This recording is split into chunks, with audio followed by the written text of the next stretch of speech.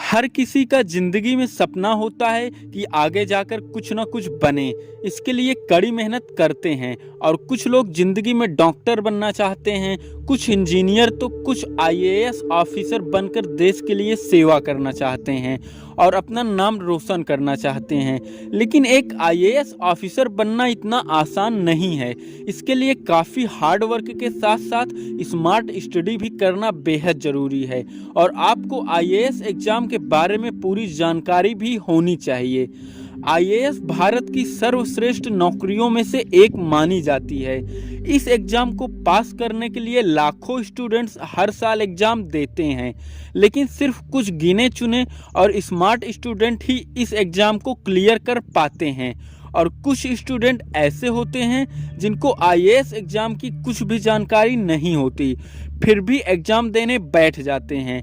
इसलिए कहा जाता है कि किसी भी तरह के एंट्रेंस एग्ज़ाम देने से पहले उसके बारे में पूरी जानकारी लेनी चाहिए। तो आइए सबसे पहले जान लेते हैं आईएएस क्या होता है। आईएएस का full form Indian administrative service है, जिसे हम भारतीय प्रशासनिक सेवा यानी आईएएस भी कहते हैं। इस एग्ज़ाम को हर साल यूपीएससी कंडक्ट करती है। यूपीएससी हर साल करीब 24 सर्विस के लिए एग्ज़ाम कंडक्ट करती है, जिसमें आईएएस, आईएफएस, आईपीएस, आईआरएस इत्यादि शामिल हैं। यूपीएससी में आईएएस एग्ज़ाम क्लियर करने के बाद आपको अलग अलग जोन में भेजा जाता है, जैसे कि डिस्ट्रिक्ट मजिस्ट्रेट यानी डीएम, एसडीएम इत्यादि। और भी कई सारे पोस्ट होते हैं जो आपको आईएएस एग्ज़ाम क्लियर करने के बाद दिया जाता है। हर आईएएस ऑफिसर का काम अपने अपने जोन में अलग होता है। तो दोस्तों अब बात करते हैं एक आईएएस ऑफिसर बनने के लिए आपकी एलिजिबिलिटी क्राइटेरिया क्या होनी चाहिए। तो पहली चीज़ आती है कैंडिडेट इंडिया, नेपाल या भूटान का होना ही चाहिए।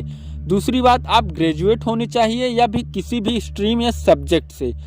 तीसरी बात आती है आपकी उम्र 21 से 32 साल होनी चाहिए जनरल स्टूडेंट के लिए, और इस कैटेगरी के स्टूडेंट सिर्फ 6 बार इस एग्ज़ाम को दे सकते हैं। ये बात आपको अच्छे से याद रखनी होगी। और एससी एसटी के लिए उम्र 21 से 37 साल तक है और इस कैटेगरी के स्टूडेंट के लिए कोई एग्ज़ाम अटेम्प्ट लिमिट नहीं है, यानी आप जितनी बार चाहें उतनी बार एग्ज़ाम दे सकते हैं। वहीं ओबीसी के लिए 21 से 35 साल तक एज होनी चाहिए और इस कैटेगरी के स्टूडेंट 9 बार अटेम्प्ट कर सकते हैं इस एग्ज़ाम को। फिजिकली डिसेबल कैंडिडेट के लिए 21 से 42 साल तक की एज रखी गई है और इस कैटेगरी में जनरल और ओबीसी के लिए कुल 9 अटेम्प्ट दिए गए हैं और एससी एसटी के लिए कोई लिमिट नहीं है, आप जितनी बार चाहें इस एग्ज़ाम को दे सकते हैं। तो दोस्तों अब हम बात करेंगे कि एक आईएएस ऑफिसर कैसे बने। अगर आपको आईएएस ऑफिसर बनना है तो इसके लिए सबसे पहले आपको 12वीं की परीक्षा को पास करना होगा। अगर आप अभी स्कूल में हैं तो अभी भी किसी भी स्ट्रीम से, चाहे वो साइंस हो, कॉमर्स हो या फिर आर्ट हो, किसी भी सब्जेक्ट से सबसे पहले आपको 12th का अपना एग्ज़ाम क्वालिफाई करना है। उसके बाद आपको ग्रेजुएशन में एडमिशन लेना होगा। जैसे ही आप 12वीं पास करके इसके बाद आप अपने हिसाब से जिस भी सब्जेक्ट में आपका इंटरेस्ट है उसमें अपनी ग्रेजुएशन डिग्री को पूरी करें, क्योंकि एक आईएएस ऑफिसर बनने के लिए ग्रेजुएट होना बेहद ज़रूरी है। तभी आप यूपीएससी की सिविल सर्विस एग्जाम में बैठ सकते हैं।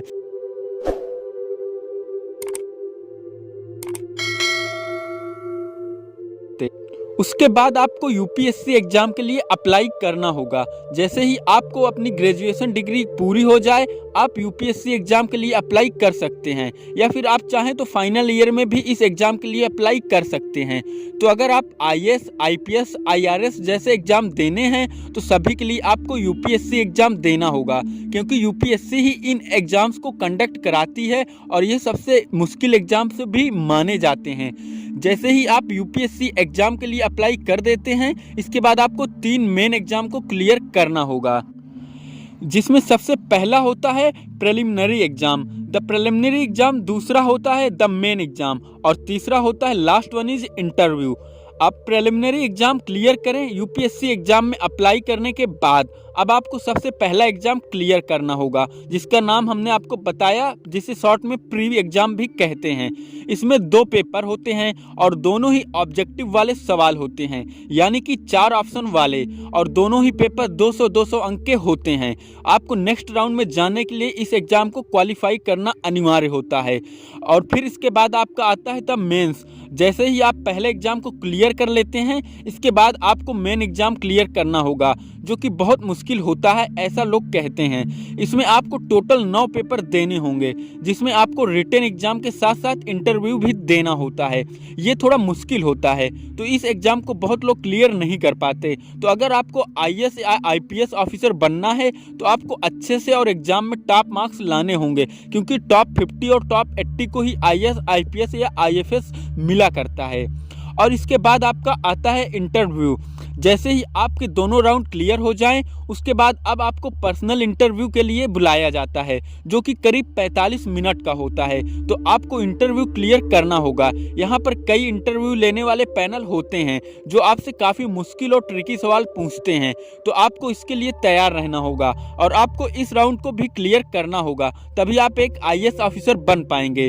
तो इस तरह आप एक आईएएस ऑफिसर बन जाएंगे। लेकिन याद रहे, ये इतना आसान नहीं है। इसके लिए आपको हो सकता है अलग से ट्यूशन लेना हो, और अगर आप सेल्फ स्टडी करके एग्जाम पास करना चाहते हैं तो कर सकते हैं। याद रहे, यह एग्जाम इंडिया का सबसे मुश्किल एग्जाम है, लेकिन यह नामुमकिन बिल्कुल नहीं है। और आप वाकई में एक आईएएस एग्जाम क्लियर करना चाहते हैं तो प्लीज़ आप ध्यान लगाकर पढ़ना शुरू कर दें और अपने हार्ड वर्क पे ध्यान दें। अगर आपको यूपीएससी से रिलेटेड कोई क्वेरी है तो आप नीचे दिए गए व्हाट्सएप नंबर पे हमें बात कर सकते हैं। अगर आपको नोट्स की ज़रूरत है तो हम आपको नोट्स भी अवेलेबल करवाएंगे।